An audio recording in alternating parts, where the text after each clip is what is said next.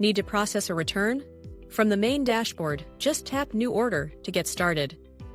On the New Order screen, click the three-dot menu on the top right and select Order History. This is a complete record of all your transactions.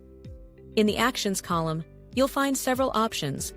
Click the return icon to initiate the return process. The system instantly brings up the full order details for confirmation. You can clearly see all the items, their prices, and the total paid amount on this dedicated return screen. Before finalizing, simply click the Return Order button at the bottom.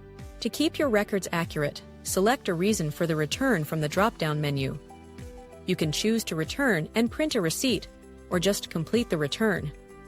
Once you click Return Order, the system confirms the transaction is complete.